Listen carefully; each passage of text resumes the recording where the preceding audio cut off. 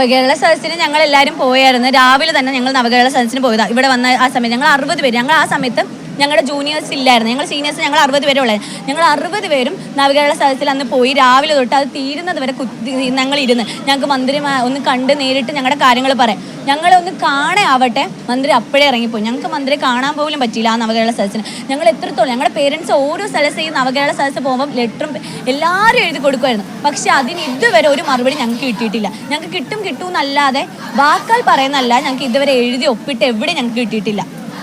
ഇവിടെ ഉദ്ഘാടനത്തിന് വന്നിട്ട് പോലും മന്ത്രി, ഇവിടെ തൊട്ടടുത്ത് എക്സൈസ് ഓഫീസിൽ ഉദ്ഘാടനത്തിന് വന്നിട്ട് പോലും മന്ത്രി ഞങ്ങളുടെ ബിൽഡിങ്ങിലോട്ട് കയറി ആവട്ടെ, ഞങ്ങളുടെ ക്ലാസ് റൂം എങ്ങനെയുണ്ട്, ഞങ്ങൾക്ക് എത്ര ബോയ്സ് ഉണ്ട്, ഞങ്ങൾക്ക് എത്ര ഗേൾസ് ഉണ്ട്, ഞങ്ങൾക്ക് ടോയ്ലറ്റ് ഫെസിലിറ്റീസ് ഉണ്ടോ, ഞങ്ങൾക്ക് ഓഫീസ് റൂം ഉണ്ടോ, ഞങ്ങൾക്ക് ഇരിക്കാൻ സൗകര്യം ഉണ്ടോ, ഞങ്ങൾക്ക് പഠിക്കാൻ പറ്റുന്നുണ്ടോ, പ്രൊജക്ടർ കാണാൻ പറ്റുന്നുണ്ടോ, ഒന്നും ഇതുവരെ മന്ത്രി തിരക്കിയിട്ടില്ല. ഞങ്ങൾ പരാതി കൊടുത്തതിന് കണക്കില്ല. ഞങ്ങൾ എല്ലാ പ്രാവശ്യം മാസത്തിൽ ഒരു തവണയെങ്കിലും ഞങ്ങൾ ലെറ്റർ എഴുതിയിട്ടുണ്ട്. ഇന്ന് ഞങ്ങൾ ലെറ്റർ എഴുതി. SNA, KBNS, യൂണിയൻ എന്ന് പറഞ്ഞ ഓരോ ഭാരവാഹികളുടെ സംഘടനത്തിൽ ഞങ്ങൾ ലെറ്റർ മന്ത്രിക്ക് അയച്ചിട്ടുണ്ട്.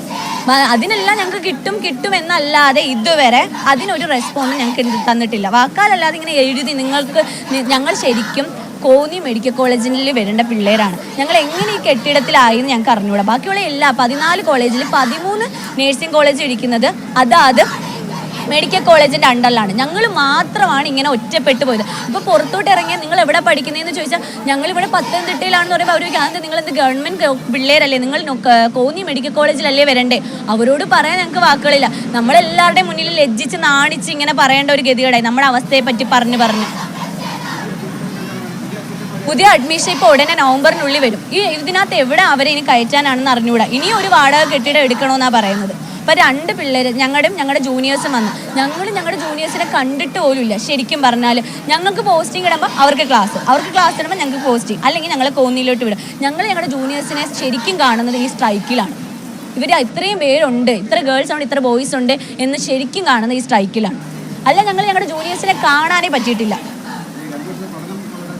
2 വർഷത്തെ പഠനം ഭയങ്കര പരിതാപം. ഞങ്ങൾ പ്രൊജക്ടർ ഇട്ടാൽ ബാക്കിൽ നിന്നുള്ള പിള്ളേരെ എണീച്ചിന്ന് കാണണം, ഇല്ലെങ്കിൽ എന്താണ് ഫ്രണ്ട് ഇരിക്കുന്നവരെ മാറ്റിയിട്ട് പോയിരിക്കണം. അല്ലാതെ ഞങ്ങൾക്ക് ആ പ്രൊജക്ടറിൽ ക്ലാസ് കാണാനേ പറ്റത്തില്ല.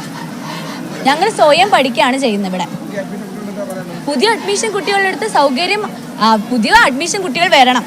പക്ഷേ ഈ ഒരു സൗകര്യത്തിൽ അവരെ ഇരുത്തി പഠിപ്പിക്കാൻ പറ്റൂല. അപ്പം എങ്ങനെയും 3 വർഷം അല്ലെങ്കിൽ 4 വർഷമുള്ള പിള്ളേർക്ക് എല്ലാ സൗകര്യം ഉണ്ടാക്കിയിട്ട് പുതിയ പിള്ളേരെ കൊണ്ടുവരണം. അല്ല ഞങ്ങളെപ്പോലെ ഒരു സൗകര്യം ഇല്ലാതെ പെട്ടെന്ന് സുപ്രഭാതത്തിൽ കോളേജ് ഉണ്ടാക്കിയിട്ട് ഒരു കാര്യമില്ല.